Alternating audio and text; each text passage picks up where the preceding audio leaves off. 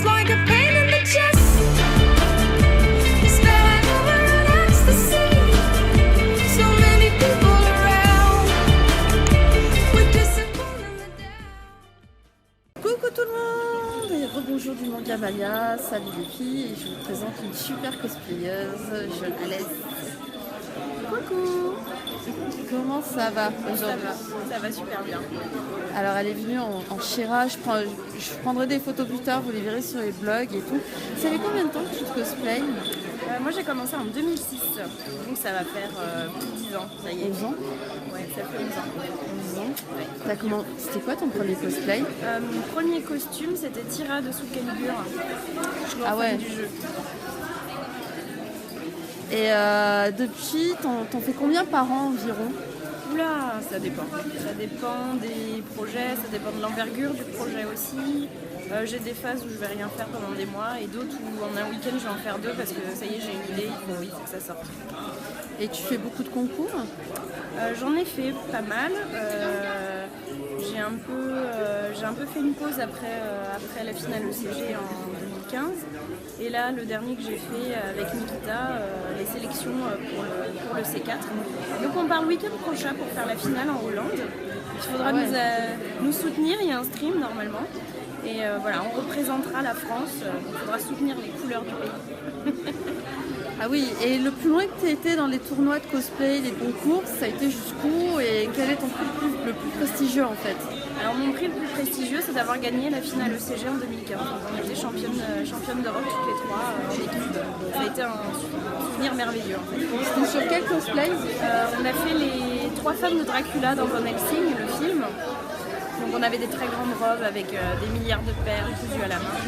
Et on a fait une prestation, on a essayé d'emporter le public dans un univers très vampire, qui faisait un peu peur. Ah, sympa.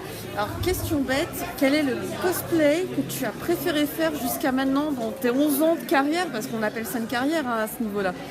Ouh là là, la question super dure. J'ai aucune idée. Celui que j'ai préféré fabriquer. Je ne sais pas du tout, parce que tous, il y a eu des bons et des mauvais moments dessus. Alors là, ça va dépendre vraiment en termes de fabrication. Non, j'ai vraiment aucune idée, je suis désolée. C'est bien. Non, mais c'est bien, au moins on sent que tu t'investis dans tes costumes, quoi.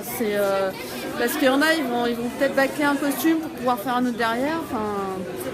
C'est vrai. En plus, j'essaye toujours de trouver une nouvelle technique que j'ai jamais faite quasiment, ou un petit détail. Parce que je suis pas quelqu'un de très patient, donc si je fais tout le temps la même chose, je m'ennuie.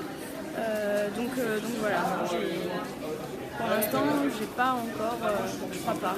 Ça me vient pas comme ça.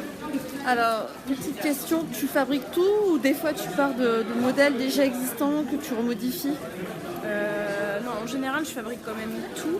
Il m'est arrivé de partir, par exemple, d'une base d'un corsaire ou d'une crinoline qui ne se voyait pas en dessous. Mais non, on n'est jamais mieux servi par soi-même, finalement. Même les perruques, les lace front, je les ventile moi-même, parce que je suis sûre d'avoir la couleur que je veux. Voilà.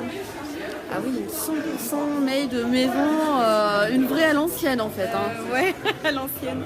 Non, mais c'est aussi budgétaire, c'est-à-dire que je suis un peu près de mes sous et ça me coûte moins cher de fabriquer chez moi avec mes 3 bouts de ficelle.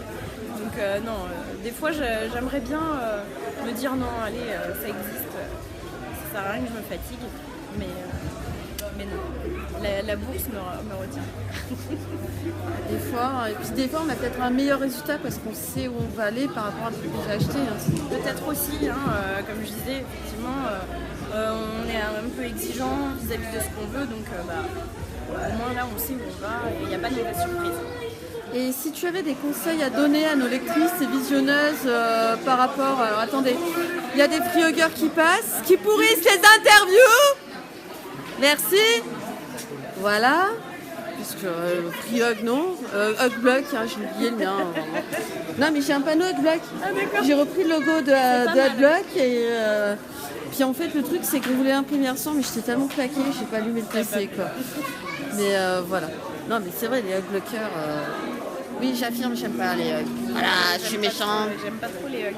Voilà, c'est Xena en mode méchante qui Ouais. voilà, les hugs, c'est... Merci. Voilà. Donc voilà, alors ça c'est fait, du coup j'étais coupée dans mon élan. Les conseils. Tu me disais si j'avais un Voilà, conseil. quel conseil tu donnerais à une débutante ou quelqu'un qui ne débute pas mais qui galère un peu et qui voudrait faire des choses un peu plus abouties Moi, le conseil que je donne toujours en premier, c'est faites un personnage qui vous plaise vraiment. J'entends souvent le conseil de commencer par quelque chose de simple, etc. Oui, pourquoi pas, mais moi je suis pas forcément pour.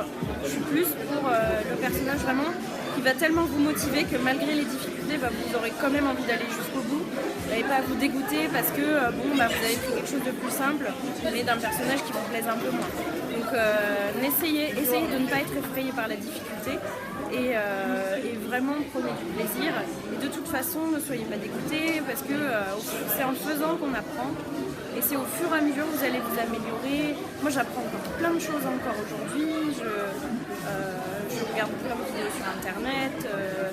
Dans les salons, vous pouvez discuter avec d'autres gens. Ils vous donnent plein d'idées. Donc, ne soyez jamais déçus d'avance du résultat ou de la technicité que vous aurez ou que vous n'aurez pas. Parce qu'on a tous commencé. Hein. Ah, merci beaucoup. Et la dernière question, je la demande à tout le monde, celle-là. Quel est ta dernier mot pour la fin, ta petite bafouille pour nos lectrices et visionneuses? Petite bafouille, oups. La question piège.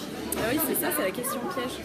Non, mais je sais pas trop, juste prenez du plaisir, faites-vous plaisir et surtout, ayez la cosplay attitude positive, c'est-à-dire soyez enjoués de ce que vous faites, soyez enjoués de ce que vous voyez et il faut qu'il y ait juste que des ondes positives. Eh bien, merci beaucoup. Et puis, on se fera ça sur d'autres conventions, je pense, Oui, j'espère. avec plaisir, j'espère aussi, c'était bien sympathique. Et je te remercie. Merci. Allez, à plus tout le